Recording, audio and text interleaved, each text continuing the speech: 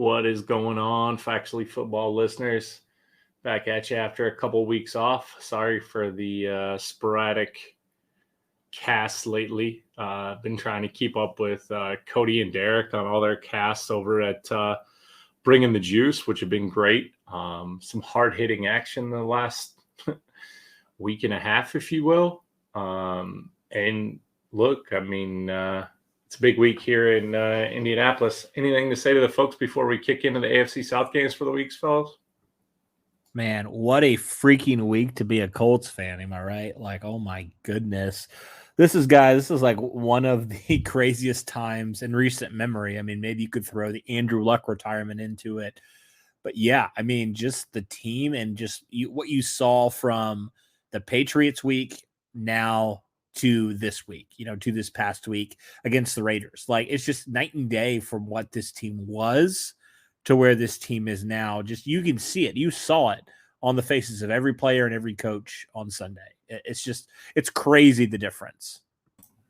As you guys probably well know by now, that covers the team, I've covered a lot of crazy stuff in the last 3 years. A lot. This is probably in my top 3 this last week. Between Frank Reich's firing and Jeff Saturday being hired and everything in between that came along with it, as I'm sure we'll break down. Crazy week, without question. Yeah, it's been a whirlwind to say the least. And no matter, I'll just throw this out there. No matter what side you sit on it, obviously there's a lot of polarizing conversation about Jeff Saturday and all of that good stuff. And again, we'll get into that here as we talk about the Colts on the back end of the cast here.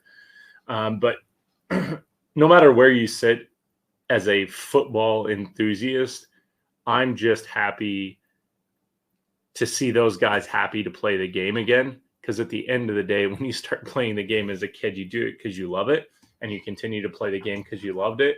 And last week, it looked like the Colts love football again. And that's about the biggest compliment I can pay to whatever Saturday's got going on in that building. But he's got some good mojo, it seems like. So, you know what? Let's start with the first AFC South game of the week. It's going to be Thursday evening. It is Tennessee at Green Bay. As it sits right now, weather isn't the end of the world in Green Bay, which is pretty rare this time of the year, right? You're looking at like 23 and overcast with some clouds, which is pretty much November in Green Bay. You've got two teams that are really going in opposite directions, if you will. You've got Aaron Rodgers and the Packers, who seemingly every week get mad at whatever receiver the week before was good. Last week, Christian Watson was on fire, so I expect him to drop at least 5 passes this week for Rodgers and Rodgers to throw a tantrum. You've got Mike Vrabel and the Tennessee Titans that, in fairness, just continue to overachieve, right? Their receivers aren't good, but somehow they're making plays. Derrick Henry is Derrick Henry, and people are stacking the box, yet he's still getting the carries. The defense seems to come up with plays when they need it. And, they're sitting at 6-3. And for those bettors out there, they're 7-2 against the spread. So, for all intents and purposes, it's tough to go into Lambeau and win. But I think when you look at this game and you look at the strengths of the two teams, the team that I want in the winter months as we start rolling into snow, and if nothing else, cold weather, is a team that can run the football. And that seemingly is about the only thing that Tennessee can do, is run the ball and play some defense. I really look for this game again to continue to be Derrick Henry, Derrick Henry, Derrick Henry. And the real question, if you're keeping an eye on stuff, is the Packers defense going to step up? They're now missing Rashawn Gary. You're missing Devondre Campbell, which has been out for a while. You've obviously got some of those receivers that are out. It literally seems like every single week they lose another receiver. So keep an eye on the injury report. I don't know, even healthy though this year, in fairness, if Green Bay's got what it takes to keep up with Tennessee. Now the NFL, that's why they play the game. It could be close. Green Bay's a tough place to play, but I just think Derrick Henry in that running game and the opportunistic Tennessee defense, which I didn't think I'd ever say, is really going to have them in a good spot to, in my opinion, maybe even win by double digits, even though they're an underdog going into that game tomorrow. What are you guys thinking? Yeah, it's kind of a toss up for me personally. Hats off to Mike Vrabel. I think we talked about it briefly coming into the season. We didn't really know how Tennessee's receivers would hold up, how that would impact, how that would impact the team. And lo and behold, they're 2 games ahead in the AFC South, and they're just a really well constructed, well coached, physical football team. They've shown it. They could have gone into Kansas City, I think, 2 weeks ago and won. They came up short, obviously, but they go as number 22, as the king, as they call him, there in Nashville. Derrick Henry goes. So, again, it's a toss up for me. I was reading a couple of interesting facts. Last time Green Bay was 4-6, they ran the table and made it all the way to the NFC Championship game. And with as crazy as this year has been in the NFL, nothing would surprise me. I think Tennessee has the upper hand. I agree with you, Adam, just because of their running game. Where I think Green Bay kind of can really force Tennessee to beat them is in the air. And their receivers, even when healthy, haven't really been able to show much. They've got Robert Woods, Treylon Burks obviously returned from injury. You've got Austin Hooper. So you've got some decent weapons, but they haven't really been consistent. They've been kind of banged up. Tennessee's receiving core ranks dead last in several major statistical categories, according to CBS.com. I don't have those numbers in front of me exactly, but they're not great. And I think if you're Green Bay, regardless of the injuries that you have on defense, I think one way you could potentially have an advantage, especially on the defensive side, is stack the box and force Tennessee to beat you vertically. Force your top end corners, Jair Alexander, so on and so forth, Adrian Amos, top safety, to make a play, and let Robert Woods and Treylon Burks dare them to beat you one-on-one. And if they can't, then I think you've got a shot. So I honestly think Green Bay's kind of found a way to get Christian Watson, the speedy rookie, involved, and Romeo Dobbs, is injured at the moment. But they've still got Sammy Watkins. They still have Robert Tonyan. They've got, as I mentioned, Watson, who had 3 touchdowns last week. I think he's starting to come into his own. You've got Aaron Jones. You've got A.J. Dillon. And at the end of the day, regardless of what people may think about Aaron Rodgers personality-wise, he's a darn good quarterback, one of the best in the league, and he's going to be slinging it back there. So I'm actually going to take Green Bay and what you would consider a little bit of an upset, even though it's at home for the Packers. I just think Tennessee's receivers aren't going to be able to do much against Green Bay's solid secondary, and I think that they're going to really shut down Derrick Henry, and I think they're going to come away with a win. Yeah, I pretty much echo what you have to say, Andrew, regarding this. It really does to come down to, I think, for Green Bay, limiting 22. That's how it always has been with Tennessee. And if they can do that, I think they have a good shot in this game, because let's be honest, guys, Tennessee, they're well coached, obviously. Mike Vrabel's done a great job with that group. I don't feel like they're super talented this year, but Vrabel's, credit them. They've won 6 games, and, they're in the first place in the AFC South again. So Mike Vrabel definitely has those boys ready to play. But yeah, I do think Tennessee is obviously very vulnerable. Their secondary is not too great. I think you can move the ball on them pretty easily if you want to. But all that to say, is Green Bay finally found a recipe for success? Because there is talent on Green Bay's roster, certainly. It's just been kind of a weird year for them. So I do think they have an opportunity. But guys, if they let Derrick Henry run early and often, I really think it's gonna really be tough for Green Bay to really control this game. I think Tennessee is going to obviously try to keep Aaron Rodgers off the field as much as possible, because of obviously what he did last week. Threw the 3 touchdowns to Watson and everything. So I'm interested to see, does Watson continue to emerge as that number 1 wide receiver for Green Bay, or is that just kind of a fluky week? We'll see. But definitely going to be an interesting battle nonetheless. Interesting. Both going against me, thinking the Green Bay's got the dub this weekend. We shall see. So on to the next game of the week. By the way, Jacksonville's out on a bye this week, so no Jacksonville chatter. So we're going to go into depth a little bit more on the Colts here in a minute. But the other game this week, you've got the Texans at home against the Commanders. Before we hopped on, we were talking about dumpster fires, and the reality is I love the beard that Lovie Smith is rocking, but that's about the only thing rocking in Houston right now. Dameon Pierce is a great rookie. They've got some talent, but I mean, it's just becoming more and more dramatic. We thought it was a Deshaun Watson thing, but now Brandon Cooks is blowing up and getting upset. Washington coming off a massive win against an undefeated Philadelphia team. They ran the ball 49 times. As we were playing Philly this week, I was trying to figure out like what was the recipe, what did that look like? And as we say here in Indy, RTDB, or run the damn ball. And that's what Washington did last week.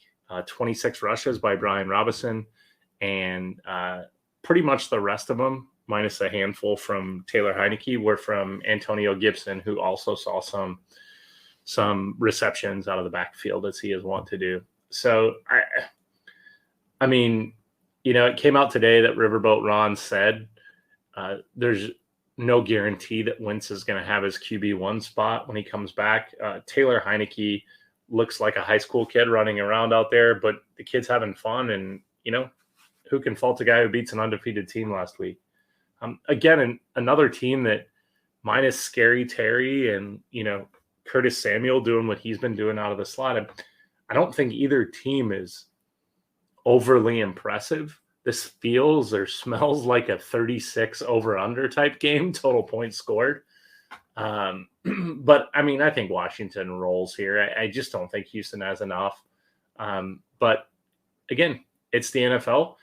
There's a chance they have a letdown against a pretty abysmal Houston team. I say that as the team that tied us at the beginning of the year. So what are you guys thinking about this game? Yeah, I do think it will be very tough for Houston to run the football, because Washington actually has a pretty good run defense, all things considered. And so I feel like their first thing obviously is going to be stopping Dameon Pierce, and I think they have the ability to do that. We'll see if Chase Young comes back as well. That could definitely be a boost to their defense. But yeah, I really don't think – I mean, Washington, let's be honest, guys, they're hot right now. Washington is a team that under Taylor Heineke, they're 3-1. They've been, it's not like they've necessarily been like doing anything special per se. They've just been able to, like you said, run the ball, establish a line of scrimmage, and be physical. And so I feel like Washington is the more talented team here, and I think they're my favorite to win this game, because Houston just looks unmotivated, guys. I mean, they just look defeated, and they're going for that number 1 overall pick. So I definitely think that it's going to be, it's going to be Washington continuing to try to do what it does. Let's be honest, Houston can't stop the run at all. On the flip side, they cannot. The Colts are able to run for, even when the Colts have been struggling this year, that was one of Jonathan Taylor's best games besides this last week. So I definitely think that's going to be the recipe. And I think, honestly, Washington's going to have a pretty easy job and a pretty easy time doing that, because especially with Derek Stingley Jr. playing as well as he has. I do feel like they're going to just try to expose Houston's run defense, and they're probably going to have some success doing so. Yeah, I mean, I kind of agree with everything you guys have said. Houston, I think they're just kind of going for that number 1 pick. Not to suggest that the players don't try, but you are what your record says you are, and they're terrible. But it's the NFL. Anybody can win on any given Sunday or Thursday or Monday. And I know it sounds cliche, but it's the truth. We've seen it happen many times this year. Look at what Washington just did, ironically enough, against the unbeaten Eagles, or once unbeaten Eagles, now 8-1. I digress. I'm going to take Washington by a mile. I think Houston's really limited along the perimeter. Brandon Cooks, Nico Collins are pretty okay receiving group. You've got OJ Howard, the tight end, who's kind of come on a little bit in the last few months. I guess maybe he's more hit or miss. Dameon Pierce is, I think, going to be a star in this league, but I think, as you mentioned, Cody, that Washington front, Daron Payne, Jonathan Allen, Montez Sweat, and if Chase Young comes back, God bless you, Davis Mills, because you're going to be running for your life. They've really spent 4 quality first-round picks along that defensive line, and it's shown. Their secondary is still pretty solid. I think they've got some nice pieces there. Linebackers, Jamin Davis, who they took in the first round, I think out of Kentucky a few years ago, really solid, fast tackling type of linebacker. I just think they shut down the run for Houston. And then as far as the offense is concerned, Derek Stingley versus Terry McLaurin. I think that'll be a matchup to kind of keep your eye on. You've got Curtis Samuel. You've got Jahan Dotson, who has played really, really well at times this season. I think that maybe there are some matchups that Washington will look to exploit. Obviously, Carson Wentz, I don't think, is ready to come back, so Taylor Heineke will get the start. And I think that's honestly the right call if you're Washington. You're 5-5 with a chance to be 6-5 after Sunday's game, and I think you kind of have to go with the hot hand, even if Wentz is ready to go. On a more of a different side note, obviously the Colts Washington traded the Colts a conditional 3rd-round pick that could become a second if Wentz plays. I think it's 70% of the snaps. If he misses another game, I think that means that pick will essentially turn into a 3rd and not a 2nd. So that's just a little bit of information in terms of where the Colts are at with the draft capital for this year.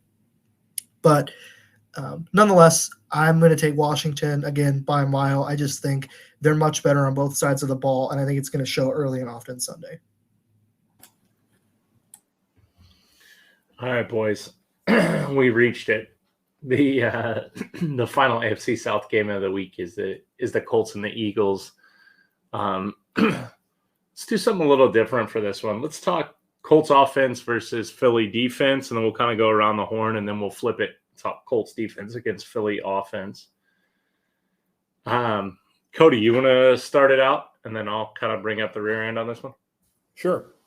Yeah, so Philly defense, a week ago against Washington, obviously very much struggled against the run. That will go serve a lot of purpose. I know they just recently brought in, I think it was Linval Joseph, a vet defensive tackle. I don't know how much of a help he's going to actually be.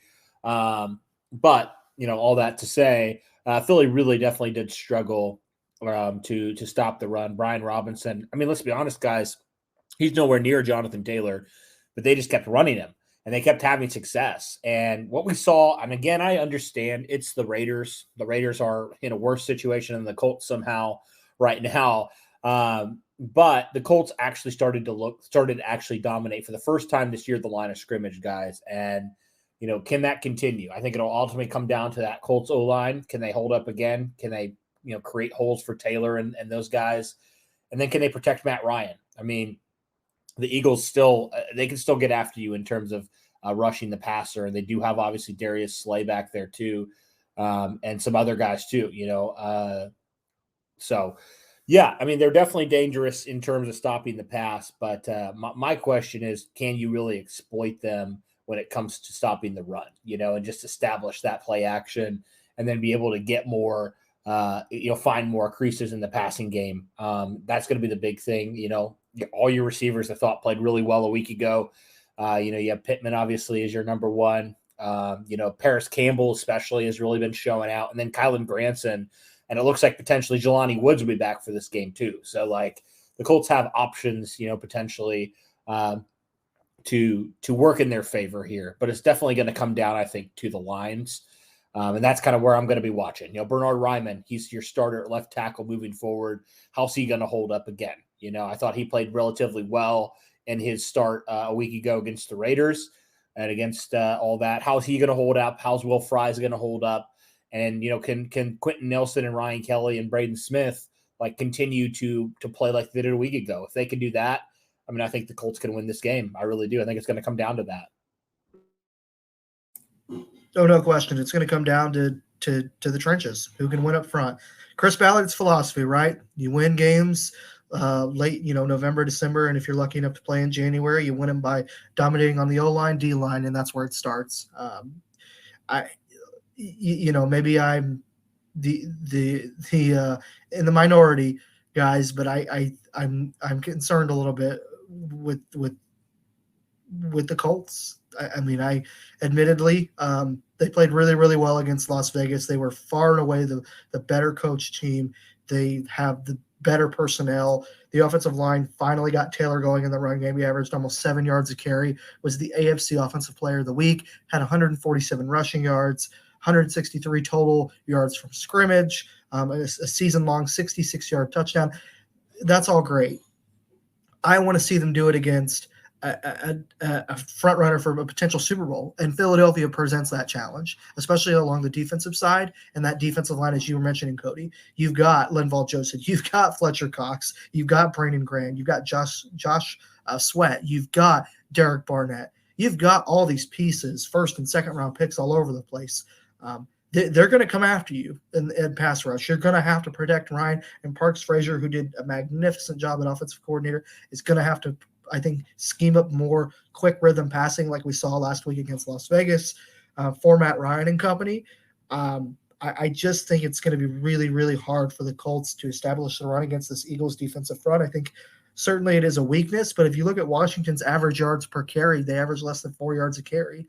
They found a lot of success because they kept going at it, and we've seen in past games that if you keep giving 28 the ball, he's eventually going to take over a game, or he has the opportunity to take over a game. And he's such a home run hitter. But my thing is I just don't know. I don't know if this Colts passing game, even with the emergence of Paris Campbell in recent weeks and Alec Pierce as well, Michael Pittman obviously doing his thing, I don't know if they can hold up against this Eagles secondary. It's the best in the league. They're number one in turnovers. You've got C.J. Gardner-Johnson, who's got 6. You've got Darius Slay, who's an all-pro. You've got James Bradbury, who they picked up from Carolina in a trade this offseason. You've got top-notch secondary players, as you were mentioning, Cody. And I think it's going to be hard for the Colts to hold up. We can sit here and say it was the Raiders and the dysfunction that they have become and the dumpster fire that they are. But again, I need to see it with my own 2 eyes against an Eagles team, a Chargers team, a Vikings team, a Dallas team, teams that the Colts are going to be playing in the next 4 weeks. I'm not in any way, shape, or form ready to say the Colts are back in the playoff picture. If they beat Philadelphia on Sunday, we can have that conversation. But for me, and this might not be a favorite for some listeners, but I'm actually going to take Philadelphia. I think it's going to be a close game. I think it'll be a little low scoring, but I think ultimately the Colts are going to probably come up a little short. I think that Eagles defense is eventually going to wear them down a little bit. Yeah, I think that I'm looking for a few things this week from the Colts offensively. First of all, by the numbers, and I'm not saying they're not a good team, but the Eagles have the 32nd strength of schedule played so far. So it's not like they've been playing powerhouses, right? Yes, they got beat last week by Washington, but in fairness, if you look back at the teams they've played, the only team that I even think is competitive in that schedule prior to this was Minnesota. And that was in week 2.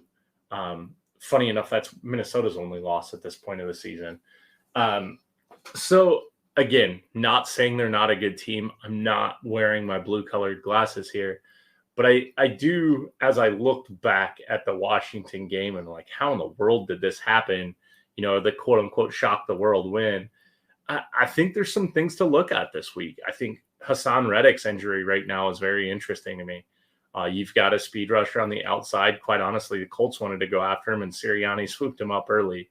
You've got a couple cornerbacks. You've got Avonte Maddox, who's obviously on the IR, but then you've got Joshua Jobe, who's a decent dime guy if you're going to a 4 wide receiver set. Right now, Fletcher Cox is on that. Jordan Davis didn't play last week. So the battle is going to be won in the trenches. And if we can learn something from that Washington game last week, Andrew. Like you said, it wasn't a great yards per carry. It was 3.1 to be exact.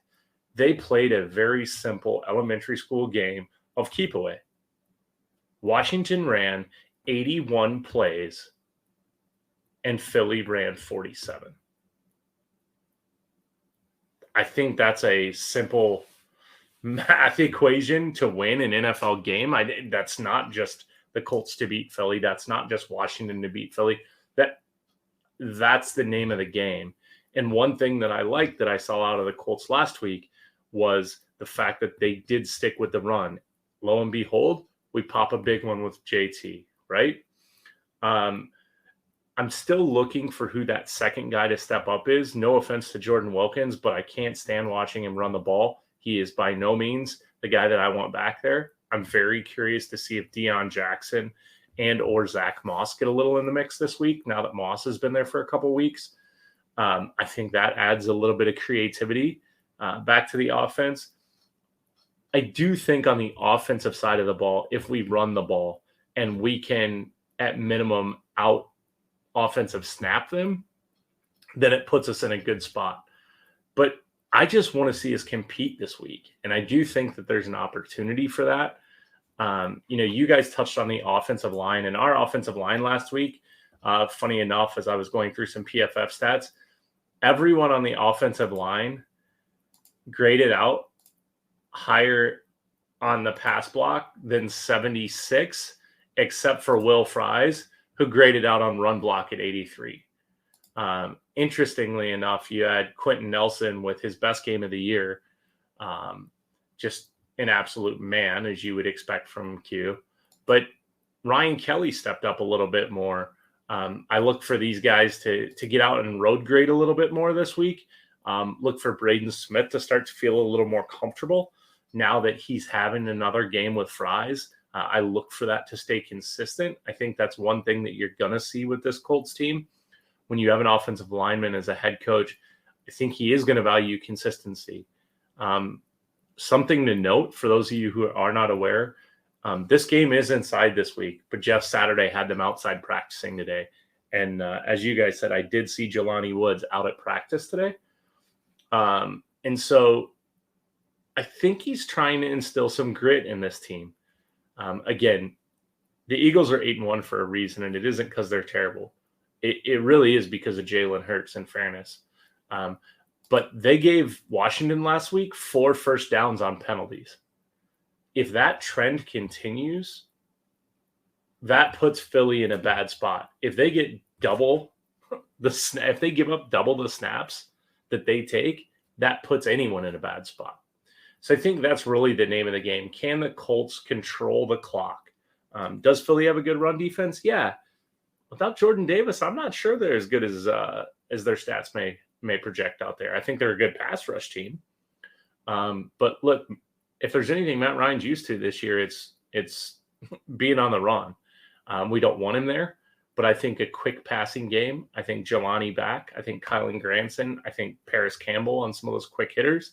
I don't think you're going to see the middle to deep routes from your Pittmans and your Pierce this week. I do think you're going to see your shorter quick routes, and that's to offset some of that Josh Sweat pass rush that you get. Again, keep an eye on the defensive line injuries this week. That is very telltale. And what do you guys think when Philly's got the ball for us?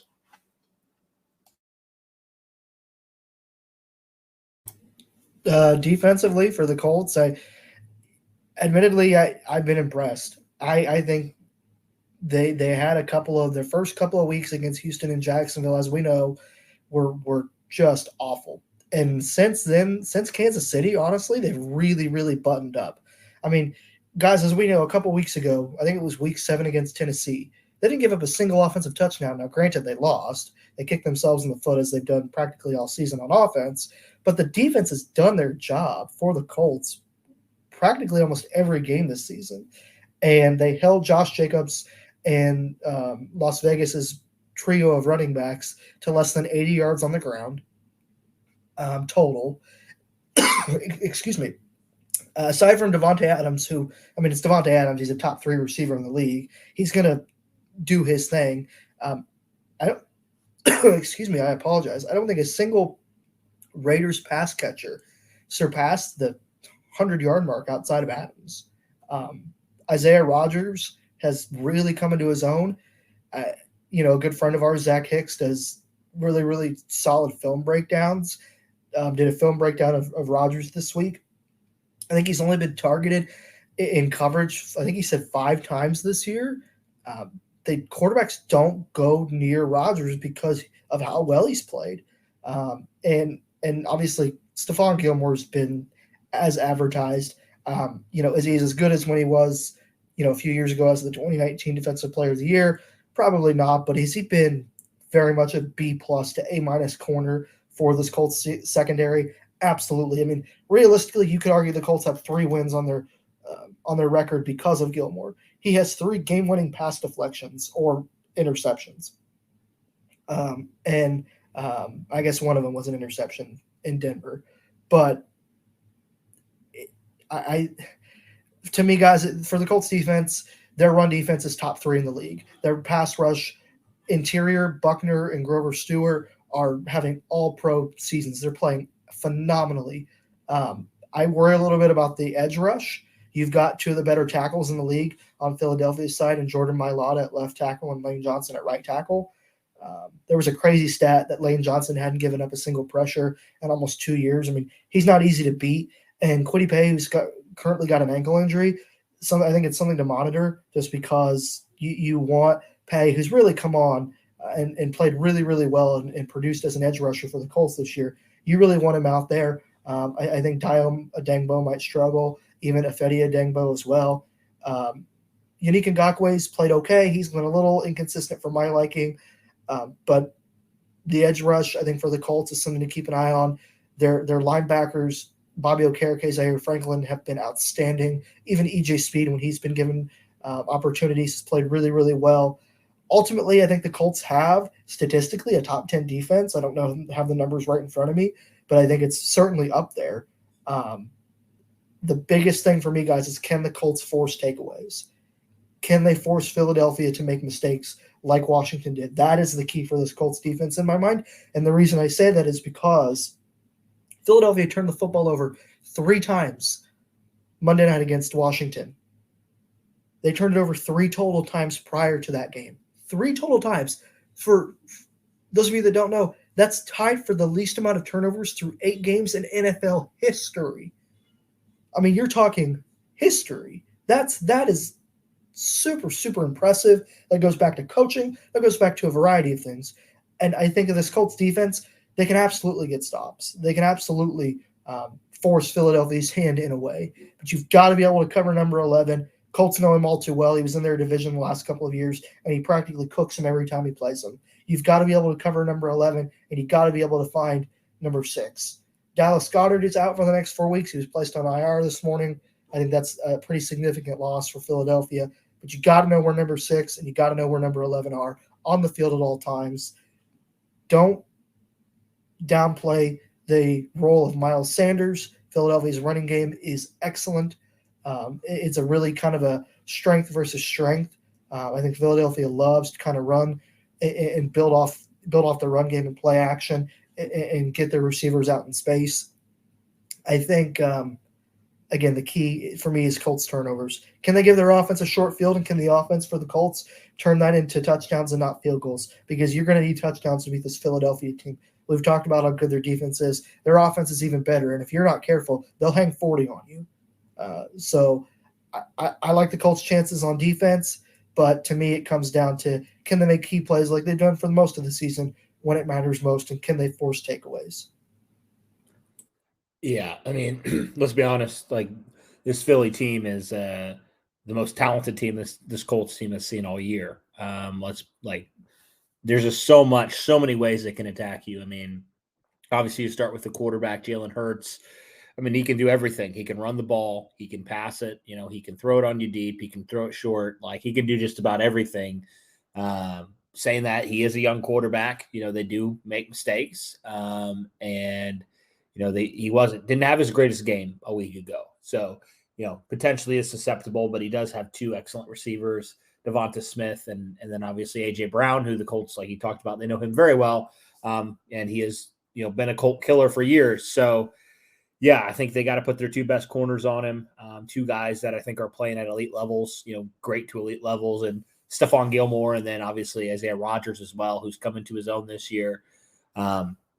So yeah, the Colts it's all about pressure, like you said, Andrew. It's all about getting Hurts uncomfortable, keeping him in the pocket, not letting him scramble, make a play for a first down, and just really limiting what Philly can do, and not allowing the big play. Not like last week against the Raiders, that huge throw to Devontae Adams. That's a killer, man. That's an absolute killer, and you can't have those big plays. And Colts have done a pretty good job for the most part of not allowing that. So, hopefully they've shored some things up and they'll be better for this game. But yeah, it all does come down to getting after the quarterback. And if you can do that, and I think the Colts have a good chance as well to slow down Miles Sanders. If they can do that, I think they have a shot in this game, but it's going to be hard. It's going to be tough. You mentioned that Philly offensive line, that they are very good. They're excellent. One of the best in the league, if not the best in the league. So the Colts are going to have their works cut out for them, especially with Kwity Paye banged up and potentially not going to play in this game. We'll see what, I guess, Dio Dangbo has and some of these other pass rushers. I'm not so concerned with the interior. We already know what Grover and Buck are. We already know they're having really good seasons. They're forces in the interior, but it's more like the pressure on the outside. Can the Colts get consistent pressure? It's been an issue for them for, good grief, like the last decade, getting consistent pressure off the edge. And can they do that this year? And can they do that in this game, especially if they can get some pressure, and they can do it consistently? I think they have a really good chance in this game. Yeah, I mean, I could echo pretty much what you guys said, and much like on the offensive side of the ball for the Colts, on the defensive side of the ball, there's a couple key injuries. Andrew, you touched on the Dallas Goedert injury, who's out. Let's not overshadow that guy. He's like number 2 tight end in the league, and he'd be number 1 very clearly if Travis Kelce wasn't in the league. So that's a big loss. And speaking of Kelce, his brother Jason is a real question mark to go this week, and he is the absolute anchor of that great Philly offensive line. If he doesn't go, I think you may look at a feasting day for Buck and Grover in the middle, which I think really messes up some of their games. Another interesting matchup, I think, to watch this week. You've seen the Colts play a fair amount of nickel. They're very happy, obviously, with what Isaiah Rodgers has given them. I'm hoping that we stay away from the Brandon Faison experience this week. And obviously Gilmore is an all-pro out there for a reason. But something interesting over the past couple of weeks, take a peek at Kenny Moore's run defense. It's pretty much one of the best nickel corner run defenders in the game. And I think when you play an option quarterback like a Hurts who can get out and burn you, you've got to have a cornerback who's not afraid to get their nose dirty a little bit. So that's a matchup I'm watching this week. Is Kenny Moore going to come up and put his nose where Philly doesn't want it? Is Philly going to have to adapt and go to a 2 tight end set, which, allows you to do some things like roll safeties over the top on AJ Brown and Devonta Smith? Because look, Philly's a big play offense. If they have to grind it out, that's not where they're comfortable. We saw that last week. They tried to hit big plays and it didn't work. So I think for me, it's the matchup of Kenny Moore coming up, playing the run. And look, Zaire Franklin's been a tackling machine this year, and Bobby Okereke can cover.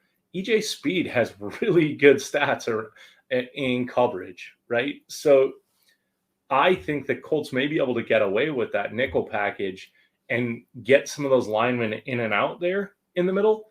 You talked about Dio, Cody, but Adeyingbo, I'm butchering his name, but has actually played pretty well in sub packages this year as well for the Colts. So look for them to mix it up. But again, much like on the defensive or on the offensive side of the ball or the defensive side of the ball for Philly, you've got to look at if Jason Kelce doesn't go, the Colts could create some serious problem up the middle. Traditionally we talk about a Kwity Paye or an Ngakoue or somebody off the edge. But if they soften in that middle, we have two of the top 15 defensive tackles in the NFL right now in Buck and Grover, at least from a grade standpoint. So, again, this is the strength of our team right now. But if you can run the ball and play defense going into November and December, that's what they call playoff football. Now, settle down. I'm not telling you the Colts are going to make the playoffs, but I am telling you that's the recipe to win in the playoffs. So can the Colts come out and do that against a team that's pretty much cemented themselves in the playoffs, if not a first-round bye in Philly? So I think it's a great challenge. Jeff Saturday again said all the right things after the game, much like he did before, and sans all the clownery that's going on in every public sector and every media and every social scenario with everybody kind of bashing the hiring or the interim tag that he has. I say jury's out. I love, if nothing else, I love what he's instilling in his team. I love the grit that he's trying to put him in. What other coach puts their team outside in the snow today? It was like mid-20s, lower than that with a wind chill and snow today here in Indiana. And again, inside game, he didn't care. He was putting them outside. He's trying to toughen this team up. And the question is can they bring it to Philly and toughen it up against Philly? I guess we'll see. I don't expect the Colts to win. I'm like Andrew. That maybe makes some of you unhappy, but I do want them to compete. I do want them to stay within a field goal or a touchdown, in fairness. And I think they can do it. I think they've got the ability. And who knows? You hang on long enough, you get enough snaps, you beat a team like Philly. So any parting words of wisdom for our listeners? I know we've gone a little bit long tonight. All good here. I think it about covers it for me. All right, everybody. Thanks for listening, and have a great week. Also, check out Cody and Derek over at Bringing the Juice. Got a lot of great content, and it is coming hot and heavy this time of year. Have a good evening, all.